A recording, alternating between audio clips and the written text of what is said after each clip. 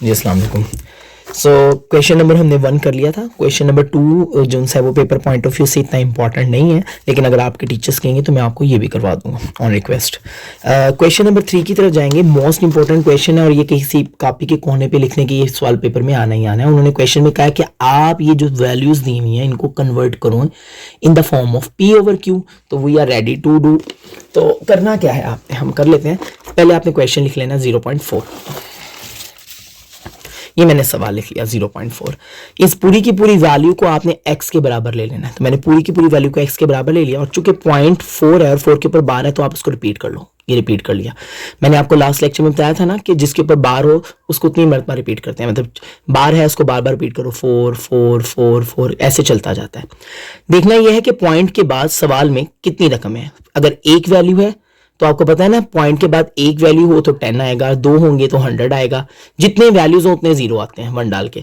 तो एक वैल्यू थी तो 1 डाल के 1 0, 2 होंगी तो 1 डाल के 1 आना ही आना है और 2 0। ये छोटी क्लासेस में आपने पढ़ा है। बहरहाल सबसे पहले आपने पूरी वैल्यू को x के बराबर ले लिया और बार जिसके ऊपर है उसको रिपीट कर लिया। फिर दोनों तरफ आपने 10 से मल्टीप्लाई करा देना है। क्यों मल्टीप्लाई कराना है? ताकि ये पॉइंट को हम खत्म कर सकें। तो ये हमने 10 को मल्टीप्लाई करा दिया तो ये हो जाएगा 10 को जब मैंने x से दिया तो ये 10x हो जाएगा। ठीक हो गया।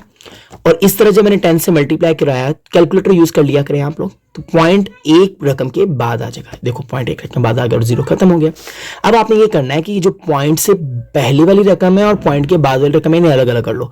तो मैंने 4 अलग कर लिया प्लस और पॉइंट के बाद वाली रकम को मैंने अलग कर लिया। और आपको पता है ना, पॉइंट के बाद अगर आपने जीरो लगाना है, पीछे जीरो लगाना है तो लगा सकते हैं, कोई प्रॉब्लम नहीं है। तो आप गौर करें, क्या आपको ऐसी कोई सिचुएशन पीछे नजर आ रही है? जरा जाके तो देखें।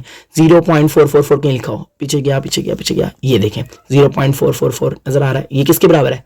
x के। तो आप इस पूरी की वैल्यू की जगह x लिख लें। x इधर क्या हो रहा है?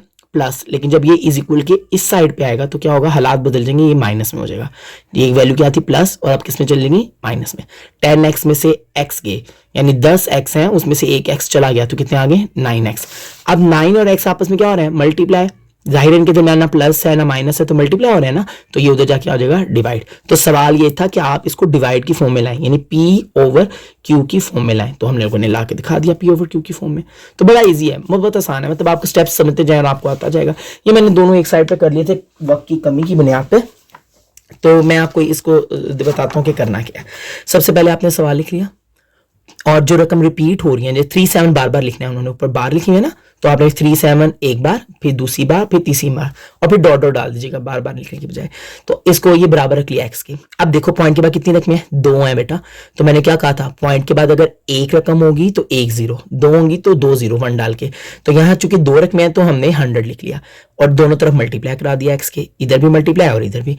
जब मैंने इधर मल्टीप्लाई कराया तो अब ये कैलकुलेटर यूज कर लिया करें, 2 रकम के बाद जाके पॉइंट आ जाएगा। ठीक है, तो ये पॉइंट आ गया। अब आप ऐसा करो, मैंने कहा था तीसरे स्टेप में आपने इसको और इन पॉइंट वाले को अलग करना है। तो सादा रकम को हमने अलग कर लिया, पॉइंट बाद में जो पॉइंट की बाद वाली है उसको अलग कर लिया। पॉइंट से पहले 0 डाल सकते हैं। अब देखो जरा, ये कहीं ऐसी हालत देखी थी आपने कहीं? ये भाई इस तरह का कोई देखा है? जी हाँ जी, यहाँ देखा है। ये किसके बराबर है? x के। तो आपने इसकी जगह x लिख देना है। यहाँ प्लस है, उधर आके क्या हो जाएगा? इज इक्वल के माइनस हो जाएगा। आपको पता है ना कि इक्वल के इर्द गिर्द जब कोई चीजें जाएं तो वो चेंज हो जाती हैं। इक्वल वो बाउंड्री है, ठीक है, जहां से गुजरने के बाद लोगों के हालात बदल जाते हैं इन फन वे। अगर ये प्लस में है तो ये जब इज इक्वल के इस तरफ आएगा तो किस में जाएगा? माइनस में। अगर ये माइनस में है तो उधर आके क्या होगा? प्लस में। अगर ये मल्टीप्लाई है तो उधर क्या होगा? डिवाइड। ठीक है, बेसिक चीजें। बहरहाल ये प्लस में था x, तो ये उधर आएगा तो माइनस में हो जाएगा। और 100x में से एक x गया तो 99x। इन दोनों के दरमियान कुछ नहीं है, मल्टीप्लाई है ना। मैंने क्या कहा? मल्टीप्लाई इज इक्वल के उस सब जाएगा तो क्या होगा? डिवाइड। तो आंसर आ गया। तो इट्स क्वाइट इजी, बिल्कुल बिल्कुल भी मुश्किल नहीं है। देखिए जरा, 2 1 है ना, उसके ऊपर बार है तो 2 1 को बार बार लिखना है। पहले x के बराबर रख लिया 2 1 को बार बार, पहली मरतबा, दूसरी बार, तीसरी बार, चौथी बार, एंड डॉट डॉट डॉट। उसके बाद पॉइंट के बाद कितनी रकमें? सवाल में 2। तो आपको पता है ना 2 0 आएंगे 1 डाल के, तो आपने 2 0 लगाने। 100 से इधर भी मल्टीप्लाई इज इक्वल के और इस तरफ भी मल्टीप्लाई करा देना। तो दोनों को मल्टीप्लाई करा दिया। और आप जब 100 से इसको मल्टीप्लाई कराएंगे तो ये पॉइंट 2 रकमों के बाद जाएगा, इधर आ गया। तीसरे स्टेप पे मैंने आपको हमेशा कहा कि आपने भाई इनका झगड़ा करवा दो, ठीक है, लड़ाई करवा दो इनके दरमियान। ये वाला को पार्टीशन करवा दो। ये ऐसे ही है जैसे अलहदगी करा दी हम लोगों ने, ठीक है, घर अलग अलग हो गए। 21 को मैंने अलग कर दिया और पॉइंट के बाद रकमों को मैंने अलग कर दिया। दो जी, ठीक हो गया। तो और आगे प्लस के बाद जो रकमें हमारे पास नजर आ रही है 0.212121, क्या ये देखा हुआ लग रहा है कहीं? जी हाँ जी, ये देखा हुआ लग रहा है। किसके बराबर है? एक्स के। इसकी जगह आप एक्स लिख दो।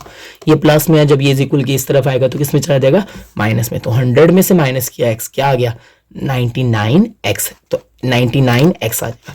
अब ये दोनों के दरमियान को प्लस है माइनस है नहीं ना, तो ये उधर जाके आ जाएगा डिवाइड, तो इधर आके डिवाइड हो जाएगा। तो बिल्कुल इस इतने आसानी से हम लोगों ने इतने क्वेश्चन याद कर लिए। बस आपने जो चीजें याद रखनी है वो ये रखनी है कि पॉइंट के बाद अगर एक रकम है तो 10 से मल्टीप्लाई, 2 रकम है तो 100 से मल्टीप्लाई, 3 है तो 1000 से मल्टीप्लाई। वैसे इतने कम्प्लेक्स नहीं है आपकी बुक में, आसान है, छोटा लेवल है। तो पॉइंट के बाद क्या है? एक रकम है तो 110 से मल्टीप्लाई करा दिया, सिंपल। और बार जिसके ऊपर उसको रिपीट करना है आप लोगों ने। और फिर ये जब अलहदगी कराओगे, ये देखो ना, जब ये मल्टीप्लाई कराने के बाद जो स्टेप में इकट्ठे हो जाते हैं, फिर जब इकट्ठे हो जाए तो फिर जाहिर है उनको अलग अलग करना है।